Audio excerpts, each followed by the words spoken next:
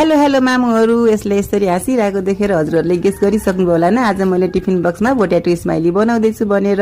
उस्नेको आलुलाई चाहिँ मैले कोरेसम्म कोरेँ। यस्तो गर्नाले गिर्खा बस्दैन, हातले म्यास गर्नुभन्दा अलिक कम बस्छ क्या यसरी। अनि त्यसपछि कर्नफ्लोर लिई अनि भुटेको जिराको धुलो, नुन लिई, खुर्सानी चाहिँ हालिन, बच्चाले पिरो खान सक्दैन। अनि तेल पनि अलिकति हालेर सफ्ट डो बनाई, नत्र त हातमा टाँसिन्छ नि त तेल लाएन भने। अनि त्यही कर्नफ्लोर छरेर चक्लामा पातलो हल्का हल्का हातले रोटी बनाई। यस्तो गर्दाले एउटै साइजको पनि बन्छ अनि पातलो पनि हुन्छ, सजिलो पनि हुन्छ हैन। अब हातले पनि बनाउन सकिन्छ, डल्लो डल्लो गरेर जसरी सजिलो लाग्छ त्यसरी बनाउने। मैले दुईटै तरिकाले बनाएको छु। अनि आँखा बनाउनलाई बाबुले युज नगरेको पेन्सिल, अनि हाँसेको स्माइल गरेको बनाउनलाई स्पुन।